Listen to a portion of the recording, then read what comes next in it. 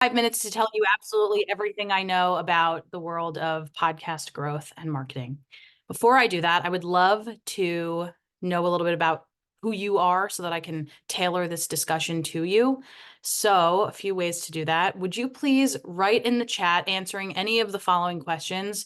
Where are you joining me from? Do you already have a podcast? And really, truly feel free to answer the one that speaks to your heart here. Where are you joining me from? Do you already have a podcast? Are you a member of the Podcast Academy?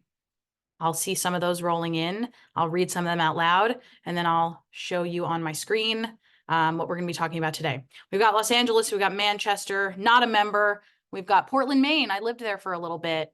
2-year-old podcast, Atlanta. Wow, love this. Thank you all so much for all that. The reason I want to know what stage you're at here. Hi, Mia Lobel. The reason I want to know what stage you're at here is because if I don't, then I will go, 101 or 401, whatever the stage is there. But I want to make sure that I'm speaking to everybody at the stage that we're all at. I also want to know some examples of some of your podcasts. So if you could share a one-line description of what your podcast is about, that would be great. The reason for that is because if you don't, I'm going to rely on where my brain goes when I give examples, which is usually about beluga whales or coffee. For some reason, when I'm talking about podcasts, I like to go in the direction of beluga whales or coffee. I have zero experience with beluga whales or marine biology. We've got sleep lists. We've got basic folk. We've got helping podcasters use podcasting to grow their business. Love that. Would love to be a guest. We've got mental health. Love coffee, love that. Racial justice, Spycast. Ooh, I think I've heard of that show. Okay, lovely. I've got some great examples here, ones that I will be using. Awesome. And I want to make this a very interactive chat. So if you got questions as we go, please feel free to throw them into the chat. I will, as much as possible, try to answer them as we go if they are related to the conversation. If they're not, I will probably save them to the end or ask you to write them again because I don't think we have the Q&A section enabled here. So shall we? Let's get started. Okay, I'm going to share my screen. Okay. You are all here because you want to know, what does reasonable growth mean for your podcast? What does growth mean in general for podcasting? And a lot of people ask this question because they've been making their podcast for a while and they have no idea what their numbers mean. Maybe you get like 10 downloads per episode, maybe you get 200 downloads per episode, maybe you get 200,000 downloads per episode. You probably feel like you deserve more. I understand that. So today we are going to be talking about kind of the state of numbers in the podcast world and what you can expect. And we're going to do this just by generally talking about marketing. I'm also going to have a lot of questions throughout that will ask you to ask yourself a few questions to figure out why it is that you're making your show. So what does growth mean for my podcast? My name's Arielle Nissenblatt. If you are ever confused about how to pronounce my last name, it's Nissenblatt. Sounds like this and that. I am on the board of governors for the Podcast Academy. I also work at Descript, which is a really great editing software that also now has remote recording. And I write a podcast recommendation newsletter called Earbuds Podcast Collective. More on me in just a second, because I think it's important for you to know who is talking to you and what is this perceived authority.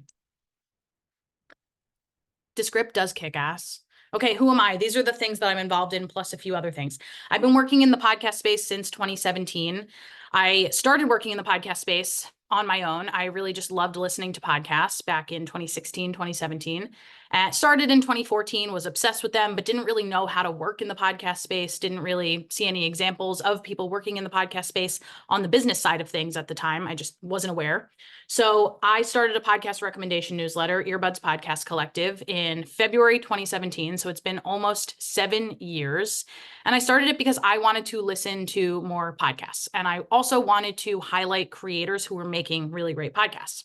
So the way my newsletter works is that each week is curated by a different person. Anyone can curate a list. I would love for you to curate a list. It's a really great way for you to get more visibility on your podcast, because anybody who curates a list can include one of their own podcasts as part of their theme. So I'll put in the chat, earbuds.audio is how you subscribe to the newsletter and how you can learn more about curating a list for me.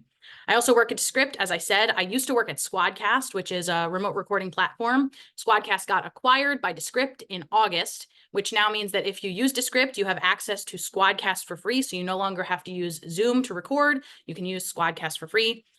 And it's really great. So I manage the community there. So I'm very aware of our users and how you use the product and all that. And then I also do some consulting on the side for Tink Media, which is a podcast marketing agency. And I'm on the board of governors here at the Podcast Academy. I highly recommend joining the Podcast Academy. Right now, you are in one of our events that is open to everybody, but I think that you should join the Podcast Academy because then you can vote for the AMBs. You can join our Slack channel. You can come to members only events, and you can do our mentor mentee program. Lots of other benefits that will become apparent later on. And also I'm running for the board. My seat is up. So if you are on the Podcast Academy, or if you're a member of the Podcast Academy, you can vote for me. And I'd love that. I've never run for anything in my life. All right. So here's what we're going to talk about today. And we're going to give an introduction into the concept of marketing and the concept of growth in podcast numbers. We're going to talk about you. I want to know about who you are and ask you some hard-hitting questions. We're going to talk about 2 case studies, very personal case studies to me, and then we'll spend some time talking about Q&A. I am keeping an eye on the chat, so if you have questions about what we're going to be discussing, or if you've got questions as they come up, throw them in there. If you also... I'll just go on from there. Sounds good? Let's do it. All right. So this might get annoying. I'm using Canva to, make all my decks. And I thought it'd be fun to have a video, but I'm going to pause him so that it's not on an endless loop. Okay. Intro. I want to know why you want to grow your podcast. This is extremely important. I think that a lot of people, when they start a podcast, they think to themselves, I want to make money. I want to reach a large audience. I want to run ads on my podcast. I want to chat with people who are in my niche. But I think a lot of people jump towards the monetization or towards the numbers aspect of things before their content is ready to go.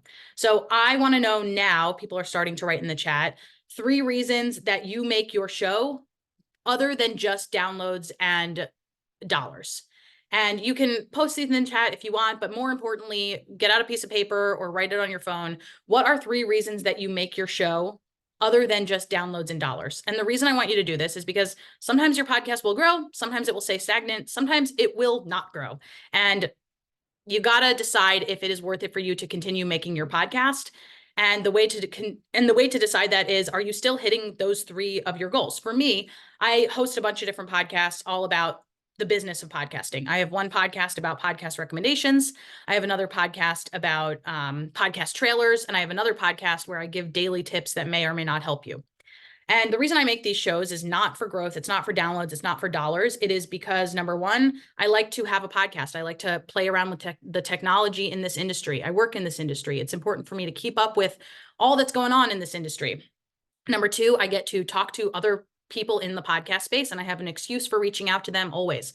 And number 3, I get to add to my portfolio as a podcast creator. So those are 3 reasons right now that I make my podcast, but I have a reminder in my phone for 6 months from now to reevaluate those. Why am I making my podcast? Why am I making my podcasts? What are my overall goals for this? I love seeing some of these answers. I'm going to read some of them. Joel says, loss of news media and commentary in my region. We wanted to fill that void. Love that. Tanya says, I love covering these unique stories that folks may not have heard about and meeting unique characters. Mia says, because stories matter and can change lives. Thank you all so much for sharing. So I just highly recommend putting in a calendar reminder for yourself to figure out what your reasons are. All right. So let's go to our 3rd bullet point, the vast world of content and how you fit in. Okay, there are a lot of podcasts out there. You've probably heard this a lot.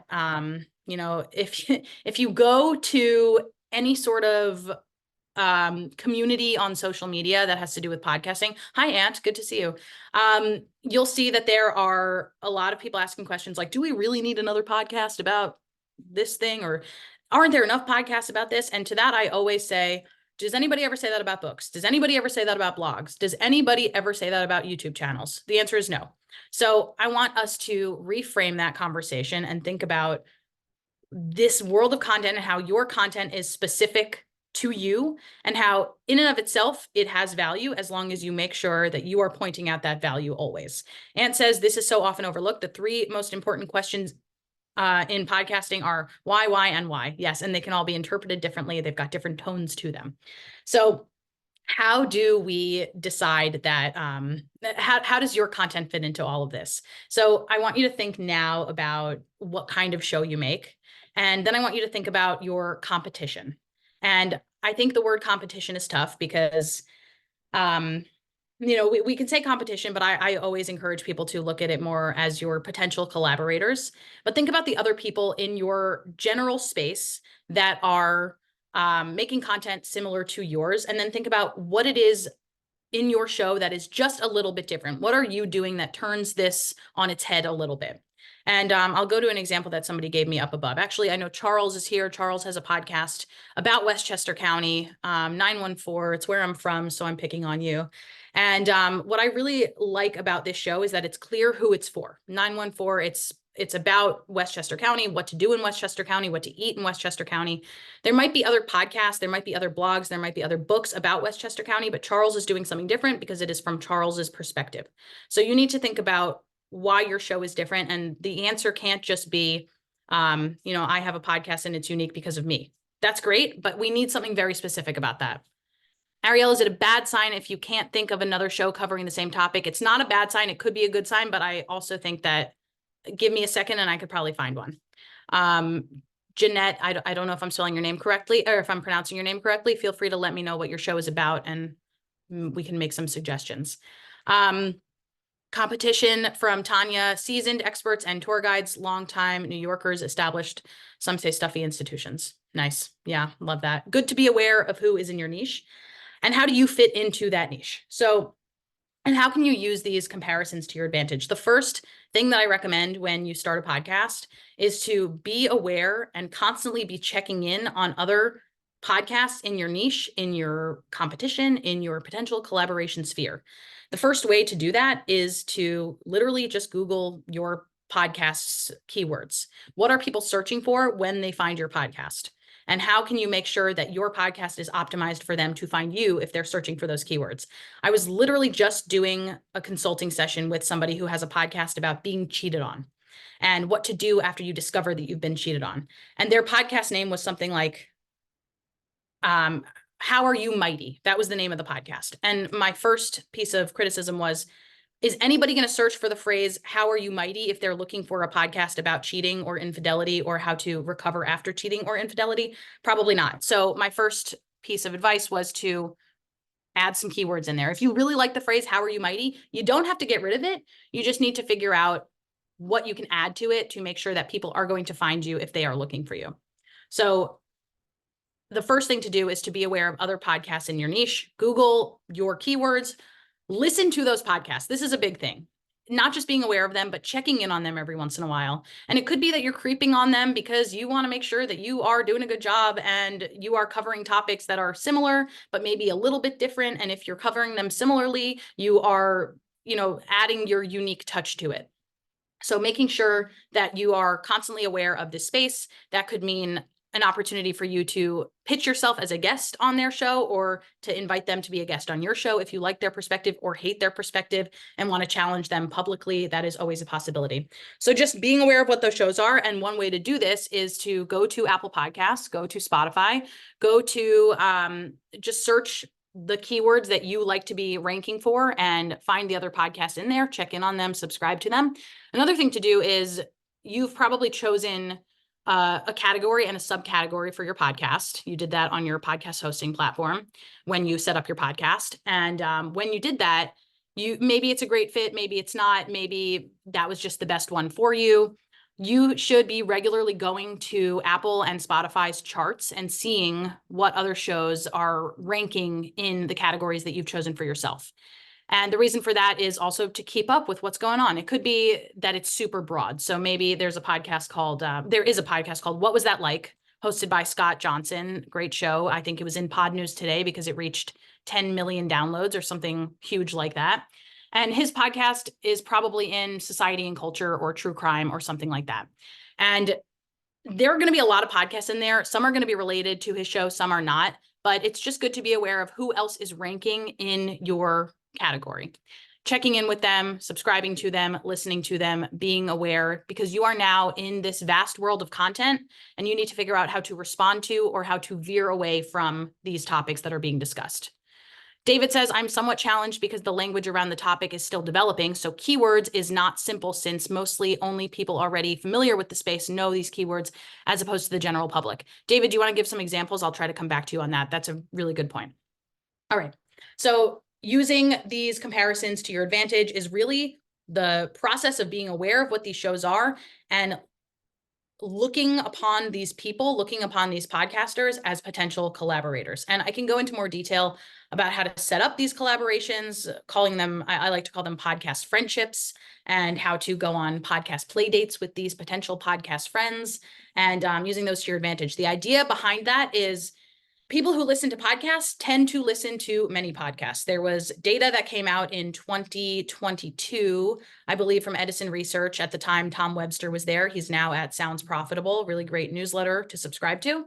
And in this research that he presented, he basically said that people who listen to people who listen to podcasts tend to listen to 7 podcasts.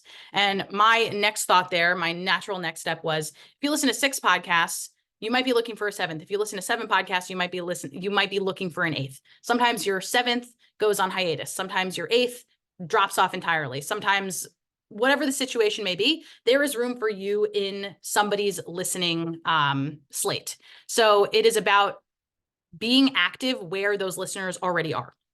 So if you can identify a bunch of other shows that are similar to yours in tone, in scope, in texture, in topic, in keyword, and then pitching yourself to them in some way, that's a really great way to take advantage of these comparisons.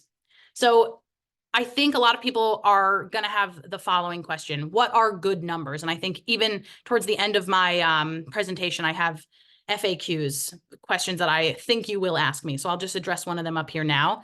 And that is, what are good numbers? Raise your hand if you came here to, type in the chat if you came here to figure out what are good numbers and quote unquote, are my numbers good? Yes, yes, yes, cool. May I ask you something here? What would make you happy? What's the ideal answer for you here? What would you like to hear? Do you want to hear that your numbers are good, or do you want to hear that your numbers are never going to be good and maybe you should give up? Because I think a lot of people ask this question to say, maybe it's not even worth it for me to be making this.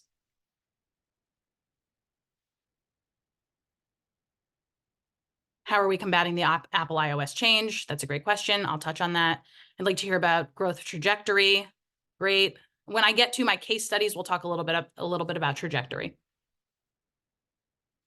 Yeah, I think let's do some benchmarks. All right, so I have a few links here. I want to show you this blog post from Buzzsprout. Let me know if I'm still sharing my screen. Yes? Okay, so this is something that I like to check in every once in a while. Buzzsprout updates this every month. So this data is from December of 2023. They tell you of Buzzsprout's hosted podcasts. So Buzzsprout, if you're not familiar, is a hosting provider. I use it for one of my podcasts. They tell you of the podcasts that are hosting on Buzzsprout. Here's how many downloads they get. Here are the new episodes that were published, and here are the active podcasts.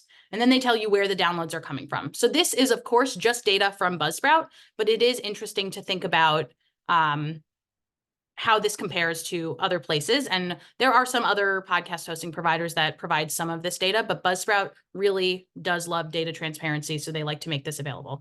Buzzsprout.com/stats. I'm going to scroll down now and show you something specific that they've got here. So this is super interesting to me. They say that on Buzzsprout, the top 1% of podcasts are receiving 5,000 downloads after 7 days. The top 50% of podcasts are receiving 32 downloads after 7 days. So you are in the top 10% of podcasts if you get 478 downloads per episode after the first 7 days of that episode. So try to place yourself in here. This gives you a little bit of a benchmark. Of course, the caveat here is that this is related only to Buzzsprout. But, you know, it could be that this is a nice sample size of podcasts that exists in the industry. Some really large podcasts host with Buzzsprout, some very small indie podcasts host with Buzzsprout, some podcasts that were really big 10 years ago but haven't published in a while. Great. So that's where this data is coming from. Yes, I am going to show you listen notes in just a second, Anna. So then we also get some stats on episode duration, because a lot of people like to ask, how long should my podcast be? What is an ideal length for a podcast? I don't believe that there's ever an ideal length for a podcast. James Cridland likes to say your podcast should be exactly as long as it should be and not a moment longer. I agree with that. I really don't believe that there is any sweet spot, but you can get some data here that 17% of the podcasts published on Buzzsprout in December were less than 10 minutes. So that is something interesting to think about. And then we've also got episodes published every 0 to 2 days. So I highly recommend checking in on these stats from Buzzsprout. All right, going back over here. Can you see this now again, Canva? Awesome. And now I'm going to show you listen notes. So this is just another way to have some benchmarks over here. If you are unfamiliar, Listen Notes is, they say, the best podcast search engine. I like to call it the Wikipedia of podcasts. What is cool about Listen Notes? A few things. It's a great way to search for podcasts that are similar to yours. So let's go to, somebody throw a podcast name in the chat. It can be yours. It can be somebody else's. I will search for it and then use you as an example. Modern startup marketing.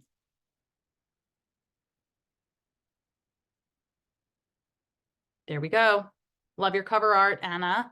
All right, so Anna mentioned over here that you use the podcast rankings in order to determine a few things. What a lot of people like to do when they go to Listen Notes is look at this global rank and this listen score. So these are some benchmarks that you can go off of. I'll talk about the caveats of them in just a second, but I want to point out a few other things here. What's really great about Listen Notes, and it is free to a certain extent, if you want to do some certain things on it, like get contact information for podcasters, you have to pay, but I believe they have a free trial to a certain extent. What else I like about this website is that if you scroll over here to the side, you can see recommendations for other podcasts that are similar to Anna's podcast, Modern Startup Marketing. So when you are building your list of potential collaborators / competitors, you can use this as a way to figure out who you should be collaborating with. And then my next recommendation is, like, maybe you've heard of all of these, Anna, you click on this one, Idea to Startup, and then you go to Idea to Startups recommendations, and you go on forever until you find a bunch of different shows to collaborate with in some way. Let's go back to this page over here and talk about this global rank. Raise your hand or type in the chat if, when you've made a deck for a podcast, you have used your global rank to be like, yay, I'm in the top 5%. Yay, I'm in the top 3%. Yay, I'm in the whatever percent. Yes. Great. Caveats here. This is taking into account every podcast that has ever existed ever. So there are podcasts that published from 2006 to 2007 and had one episode, and that one episode had 5 downloads, and that is what is on the other end of the podcast spectrum, right? And then there's This American Life that is in the top 0.01% of podcasts. So it is good to a certain extent to have this number to put in your decks, but the caveat here is that it is going against every podcast that has ever existed, not necessarily the podcasts that are active now. That's your caveat there. Where I do recommend using this number is if you are pitching your show for potential sponsorships for a brand that maybe is not yet advertising on podcasts, that number looks pretty good. You're in the top 5% of podcasts ever. Awesome. But if you're pitching it, or if you're pitching it to somebody in the podcast space for a collaboration of some sort, they probably know that this is BS. And yes, Kate, I'm actually going to go into that in a second. I love Rephonic very much. I wish I could get rephonic.com/graph tattooed onto my body. I will talk about that in a second. Listen score is interesting. Listen score is a metric that shows the popularity of a podcast. And even here, it sort of goes into how this is based off of other, it's a scale of 1 to 100. The higher, the more popular, first and third party data. There's not a lot of data transparency in podcasting, so these are the caveats to be aware of. However, good benchmarking data, and it's a good way to find out if you are considering collaborating with somebody else, where they stand. Knowing, of course, that it's not the be all and end all. Okay. Am I using a premium account, Denise, or are you asking that of Catherine? I am currently not using a premium account of Listen Notes. But I want to show you a trick that you don't even need a premium account for. You just need to make an account. So right now you can see that I am signed in. So this is sort of an aside, but I hope that it will be helpful. And if you have attended any talks with me in the past, you'll probably know this already. So please excuse me for this. But if I wanted to collaborate with Anna in some way, so I have a podcast that is about marketing. Maybe it's not about startup marketing, but it's about marketing. I've listened to Anna's show. I think it's really great. I want to reach out to her, but I haven't met her in real life yet. I haven't met her on Zoom. I can't find her on social media. I want to get in touch with her. Something that I can do is go to her RSS feed, which you can get anywhere, but you can also get it through Listen Notes. And I can see up here that she's hosting on Anchor, which is now Spotify for podcasters. And something important about RSS feeds is that most podcast hosting providers require you to have an email address associated with that podcast hosting provider.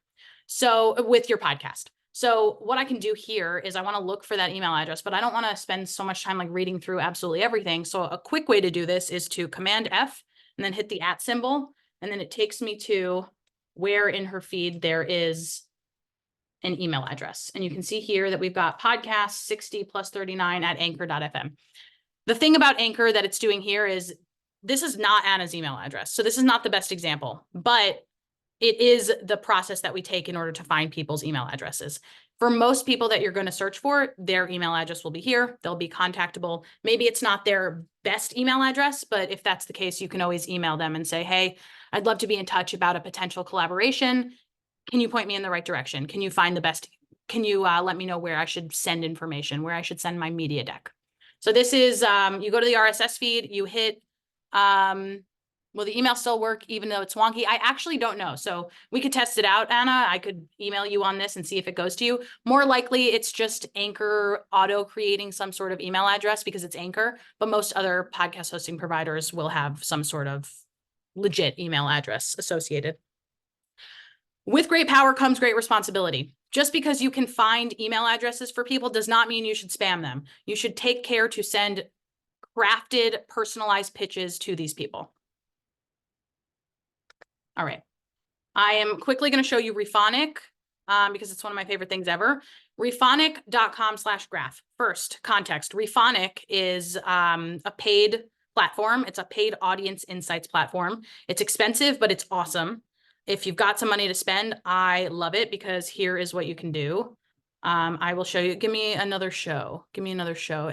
This show should not be one that is yours unless you want me to show people your data.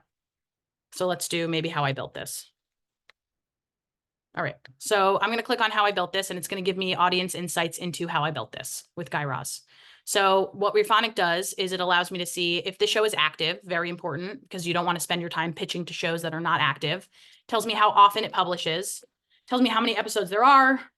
It tells me if it's guests or interviews, very important because then you can decide if it's worth it for you to pitch yourself as a guest, not necessarily to How I Built This, but to another show. How I Built This, that would be huge. It tells you how many listeners it has. Of course, everything with a grain of salt. Attribution is really tough in podcasting. We don't necessarily know how accurate this is, but it's a really good estimate. And it tells us the gender skew, and then it tells us other shows that are similar to it. So I really like Rephonic. It is expensive. I believe they have a free trial. Check it out. But rephonic.com/graph is a free tool. So let's go to rephonic.com/graph and type in the same thing. Once I do this, it's going to take me to an interactive web of content that is similar to How I Built This. And the reason I might use something like this is because I want to find other shows that are similar to this show in order to potentially collaborate or learn about other shows or keep up with other shows, like I was mentioning before. How does your content fit into this vast web of content? So I love this, and I always say that I would like for you to pretend to be as excited as I am. So we've got How I Built This, and then we've got all the shows that are similar to it. So you can see other NPR shows, you can see other shows about startup life, you can see other shows from Guy Raz, you can see other shows that are similar in some way. So you may have guessed it, but the next thing that I would do in this situation is click on a different show within here and go to that graph. And then on and on and on until I find a bunch of different shows that I am interested in collaborating with. When it's How I Built This, when it's a show as big as How I Built This, the it's going to be an interesting graph because it's going to be a lot of NPR shows, and the people who listen to NPR shows tend to listen to a lot of NPR shows. So you're going to see a lot of those. But if you get more niche, if you have a podcast called Modern Startup Marketing, you'll probably get something a little bit more specific for you. Something to be aware of is that if you don't have a ton of downloads, it's not going to pull a lot of data. So you might want to look for lookalike audiences as you're doing this. Was the previous graph paid version? Was that previous graph paid version? Yes, where you got all the audience insights, that was the paid version. There you go. FYI, Rephonic offers a week-long free trial, and you can accomplish a lot in 1 week. So yes, my recommendation for this is open up an Excel spreadsheet, open up Rephonic, do some research, fill in as much data as you possibly can, and then spend the rest of your life pitching to those podcasts. I'm just kidding, not the rest of your life. All right. There weren't any other smaller / indie suggestions. In that case, Stephanie, I would recommend going to one podcast that is similar but is smaller to yours, and then going to their graph and just going from there. All right. I'm going to go back to my presentation now. All right. So those are just some ways to benchmark some of your numbers and to consider what is a quote unquote good download number. I did not address the question of what is a good download number. And I think that is because there is no such thing as a good download number.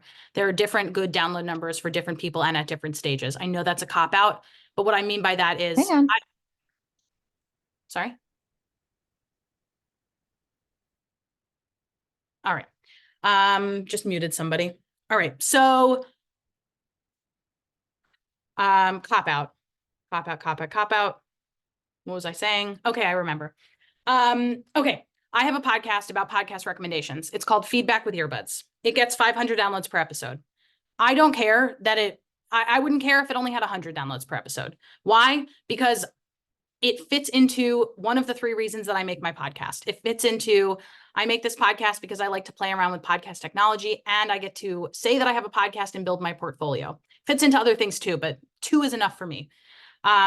So I think you just need to figure out how your goals fit into your numbers. If you are looking to grow your numbers for the sake of a vanity metric, I would reevaluate that. There are other ways to grow audiences faster. If you start a newsletter for the content that you put out, you might be able to grow that newsletter faster than you do a podcast. But when you find really great, listeners, they will stick with you. So even if the progress is slow, it is worth it to get a few spikes here and there, let those spikes trickle, get a few spikes here and there, let those spikes trickle. All right. I'll answer some of your questions in just a moment. Let's just see where we're at. All right. Coming back over here, let me answer these questions. Question, have you found a good AI tool that takes your podcast episode recording and creates marketing content from it, like social posts, blog posts? I haven't found a good one yet. Yes, I have a few examples for you. Number 1 is Descript. And yes, I am a corporate shill. I am in my corporate shill era, but we have some really cool stuff that you can do with Descript using the AI actions panel. So what you can do is, if you have an entire episode recorded, you can go up into the AI actions panel and you can say, find good clips. And what that'll do is you can say, find 5 clips throughout this and make them 5 seconds long. And what it'll do is it'll highlight those clips for you, and then you can move those into a composition and make an audiogram for them. Another thing is Cast Magic. Cast Magic is a really great place to go to try out some of their AI actions, and then Capsho, CAPSHO. Let me know if that answered your question. All right. Helen says, Rephonic seems to think my podcast is political. I have lists on presidents, states, capitals, countries, but I also have ones about breeds of sheep. What is the name of your show? Trying to get people to sleep. Interesting. I would just search for other sleep podcasts if that's the case. Kate says, I love Descript. I also find Riverside to be useful for clipping straight from the recording, video and audio. That's awesome. With Descript, you have free access to Squadcast, had to say it. Cleaning up audio in Descript is awesome. When the guest stumbles a bit, absolutely. All right. Yes, transcripts. Another thing that you can do within Descript is ask it to create social posts for you. So you can ask it to comb your data and say, write 5 Twitter threads for me, or write a thought leadership based post for LinkedIn based on the content of this. So a lot you can do within the new AI actions tool within Descript. All right, let's go to my next slide. I want to know a little bit more about you, and I want you to know a little bit more about you. Why do you make your show?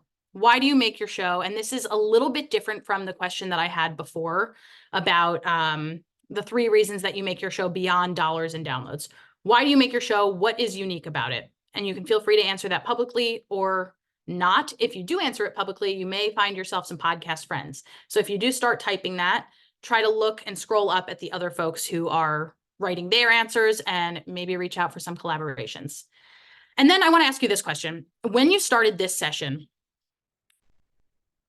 where did you see yourself at the end of this session? And then where did you see yourself in 1 year? And for this, I would love anybody who wants to unmute and join me up on stage. I'll have a little bit of conversation with you about that. Feel free to raise your hand.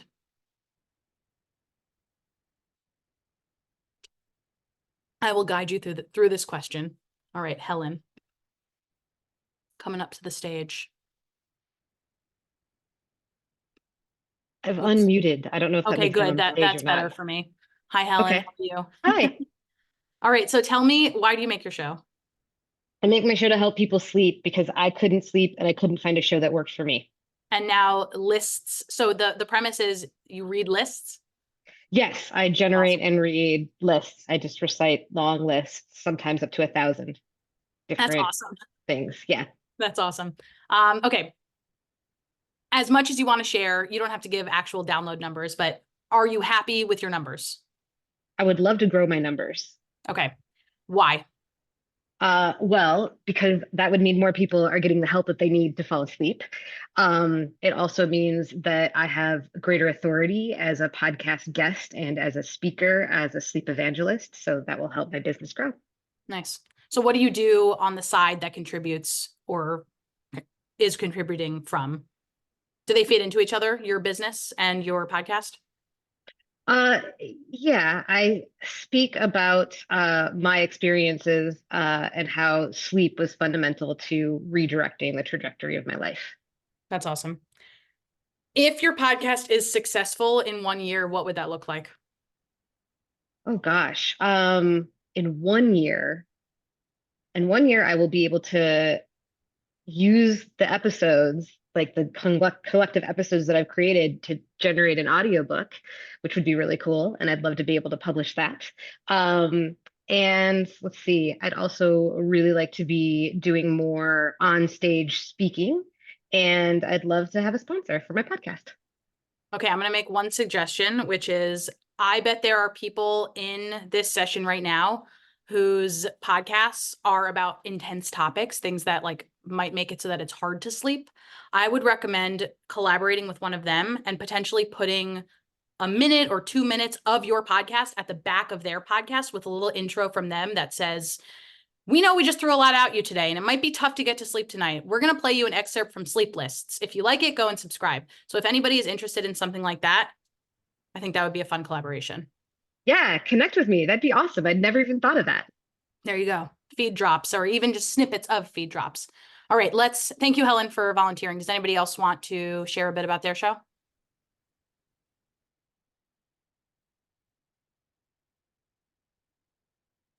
Whitney Knox Lee, welcome. Feel free to unmute yourself. Hi.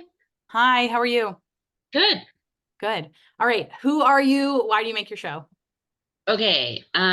I am Whitney. I make my show to validate professionals of color navigating imposter syndrome and racial toxicity at work. Awesome. And you're newer, right? I think we did a session and you did not have this artwork last time. Yes. Yeah. We did. We're starting season 2 next month. Awesome. And what would success look like for you? And that can be now or in 5 years. Building community and like a semi-structured way, like actually having a network of people to support each other through experiences that we have in the workplace and building a solidarity community as well. Okay. So would that mean you don't necessarily need 5,000 downloads per episode because you didn't give me any numbers there? Oh, yeah, no, I don't have, reach, because I want people who need the support or need the information, or want the information to be able to receive it, but I don't have a number in mind. Got it. Because yeah, I just want community. I want the authentic connection. Okay. So get a little bit more specific with me. In 1 year from now, Mm-hmm. making these connections, what does that look like? Do you have a Facebook group? Do you have a Discord community? Do you have a Slack chat where people are talking? Do you have resources that people can download in order to navigate these workplace scenarios? I'm creating resources. What I would like to do is start in a year from now, have started like a Patreon community. So like very minimal paid community of close-knit people who are meeting monthly to have conversations, either around a podcast episode or around an issue that's come up or around a hot topic, stuff like that. Awesome. All right. So thank you for sharing. I think that if there is anybody in this session right now, I love having a lot of people so that we can potentially make these connections. If there's anybody in this session that has a show that would do well with this type of content, I would love for you to collaborate. I think, first of all, I imagine you make this show because it comes from personal experience. Is that right? It does, yes, but also I want to create eavesdropping space for us all, because I find that not just white people, all people need to learn more about the experiences that others are having in the workplace. So myself as a Black woman have learned a lot from talking to even other Black women about the experience, or Caribbean people. So eavesdropping space to create solidarity in the environments that we're at in our work. I love the term eavesdropping space.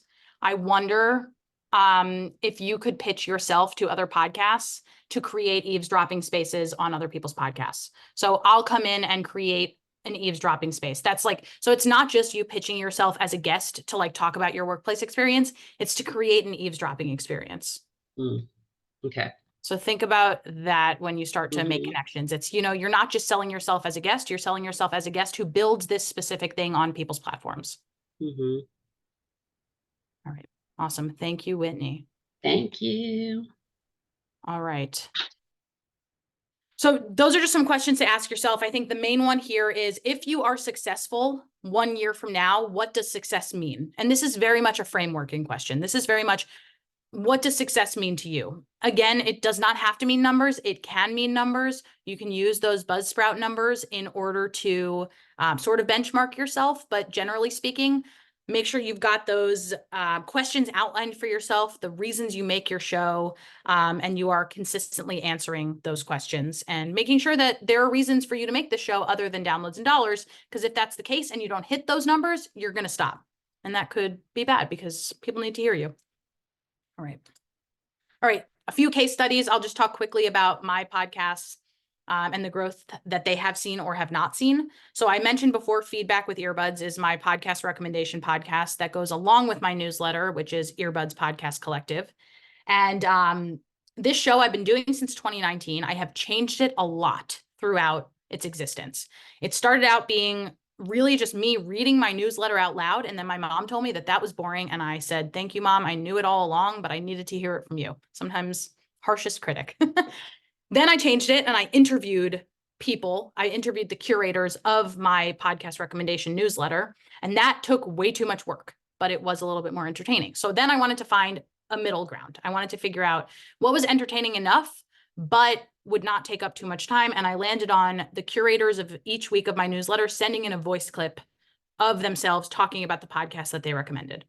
The show has stayed pretty stagnant throughout its cycle, except when I updated my cover art. I started out with really ugly cover art, and when I redid my cover art to this, it changed because it gave people something new to look at, which kind of acted as like a new it acts as a relaunch essentially, and then you can make a whole press moment out of it. This actually now is 3 years old and I'm considering changing it again. So I think having the ability to be very flexible with the look and the feel and the branding of your show is very important, especially when it comes to cover art, because a lot of people do judge artwork. They do judge the content of your podcast based on the artwork, because often it can be a determinant of how the show is doing or what the show looks like or how much effort is being put into that show. So that's just a quick example of how that show has changed over the years.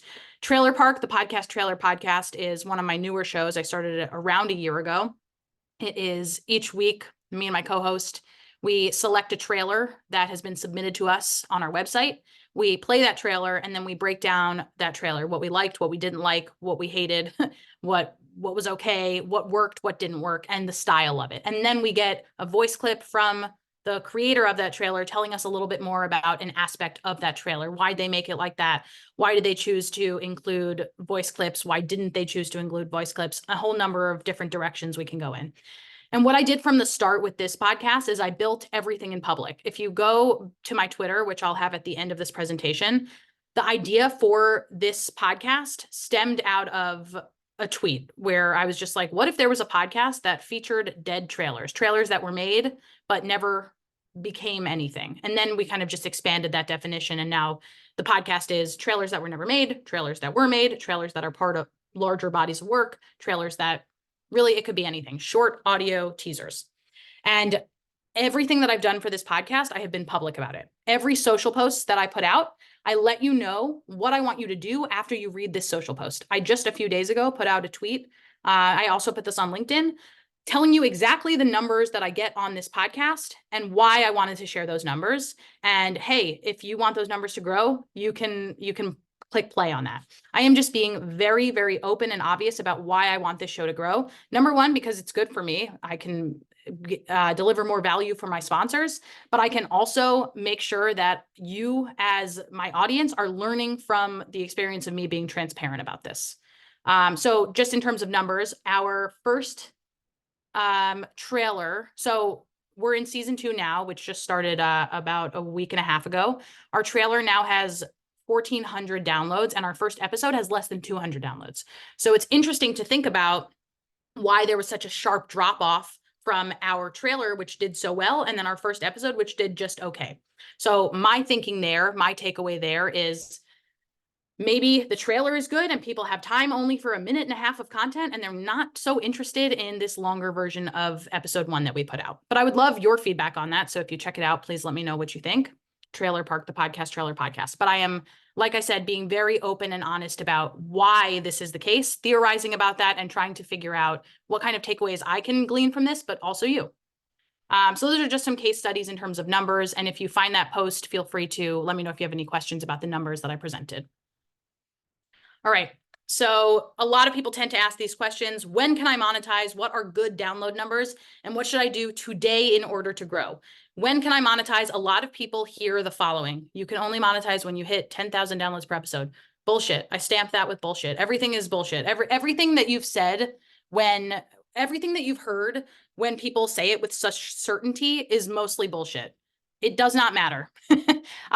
If you have an audience that is tapped in, that is engaged, and you are adept at making pitch decks and pitching podcasts, pitching potential advertisers, you can monetize your podcast earlier. You just have to make sure that you're doing it in a way that delivers value to them so that they actually want to come back for more. Like, you don't want to dupe anybody into sponsoring your podcast when you're not actually going to deliver value for them. But like I said, my Trailer Park, the podcast Trailer Podcast, is not huge. Yes, the trailer did pretty well, but some of our other episodes get maybe 500 downloads in total.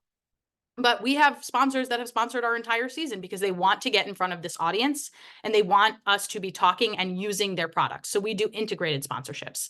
I recommend going to podcorn.fm, podcorn.fm, finding out what advertisers, brands, services are on Podcorn. It's an advertiser marketplace that matches podcasters with brands and services, and podcasters can pitch themselves to potentially be sponsored by these brands and services. Maybe you get a yes, maybe you don't get a yes, maybe you never hear back from them. But what you can then do is go on LinkedIn, look up their competitors, and then say, hey, your competitor is advertising on podcasts. I would like for you to advertise on my podcast. Try that out, see if that works. What are good download numbers? We sort of went over this. I don't think that there are good download numbers. I'm sorry for the cop out, but it really just is the truth.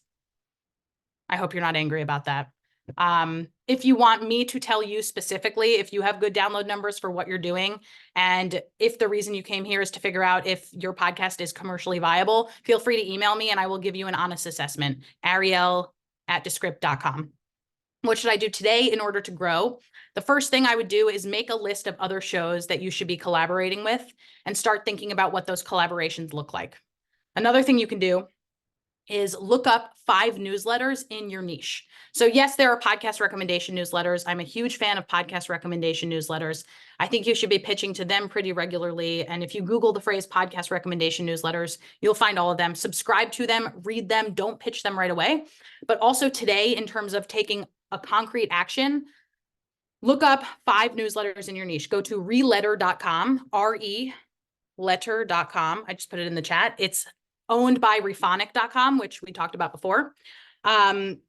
Look up your topic areas and then start subscribing to some of those newsletters and seeing what types of opportunities they have for you to pitch yourself organically, or if it makes sense for you to buy an ad in there, it might make sense for you to buy an ad in there. So those are just a few things that you can do today. But again, please feel free to email me if you want a specific, is my show commercially viable or not? I will give you an honest assessment based on what I can know from it without having to listen too much.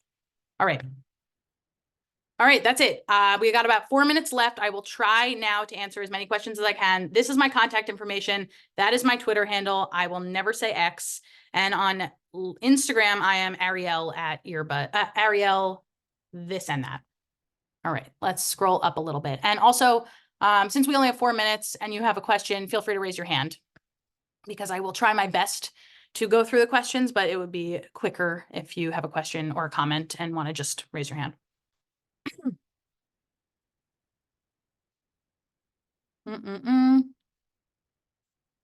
Okay, Tanya, go ahead.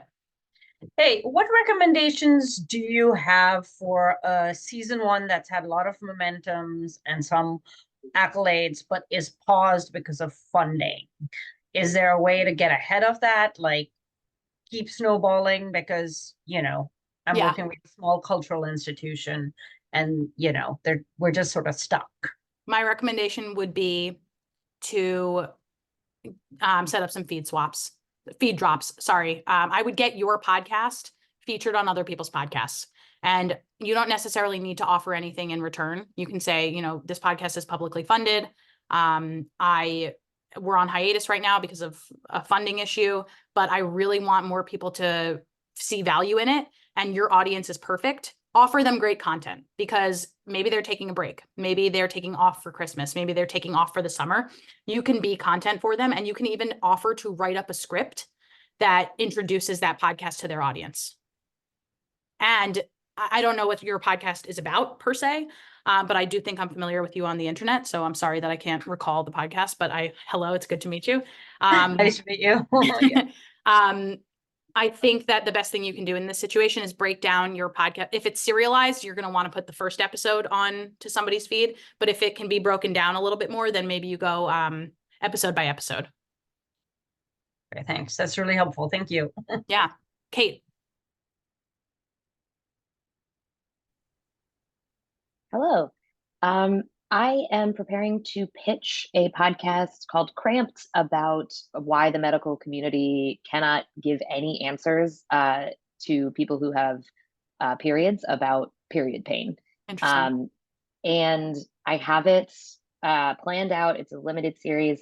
I am really debating whether to go pitch it to established podcast companies or launch it independently. I have done both. I produce a podcast freelance for Wondery right now, and I also produce a independent podcast that is Patreon supported called Glamorous Trash. Oh, I know you. Yes. And I am really, really torn between trying to do this independently, which would really be like creatively, and I would get to keep more of what I want from the show. But I do not have a social following, and I have seen how hard it is to build an audience without a social following. So I just would love your perspective on that. My perspective is that it is not currently a good time to try to get a deal from a larger network, and that people support indie creators when they are genuinely passionate about the work that they're doing. And it does not necessarily matter that you don't have a huge audience. Plus, you have other content to trade off of, right? You've got Glamorous Trash. There are also a lot of podcasts about women's pain that I think you could be collaborating with, like Tight Lipped or Bodies, or, just off the top of my head, there's tons. And I bet they would love to have you as a guest. And I would try to set up those guesting opportunities before you put out the show and sort of try to get feelers out. Okay, cool. Thank you Be so known much. as the person who talks about period pain. This Yeah. is you now. This is your bios. Gotcha. Thank you. All right. It is 1:00 my time. Braden says, thoughts on video podcasts, new growth, or does it take away from the uniqueness / benefit of the audio only content? I love this question so much. I could do an entire hour on it. I would love to do an entire hour on it. Please have me back, the Podcast Academy. Braden, I can't answer this question now because I have so many thoughts and some of them are polarizing. That's it for me today. Feel free to email me. I'll answer you there. I really appreciate everybody joining. If you join the Podcast Academy, please vote for me to continue being on the board. And it sounds like we have a topic to have you back with. So thank you so much, Arielle, for a fantastic session. And for everyone, this will be emailed to you when it's up on video on our YouTube channel. So keep an eye open for it there. And Michelle, it looks like some people want the link one more time for the Podcast Academy. Ah, yes. Let's see. There we go. And here's the code. Hold on. You put that to me by accident. Oh, sorry. Put them both to you, but I will get them. Oh, and friend me on LinkedIn, please. Would love to hang out with you guys on LinkedIn. And here is the code. It's join24. I'll put it in the chat to everyone. So go to that link and use the code join24 for 25% off. Thanks so much and have a fantastic day and an excellent start to 2024.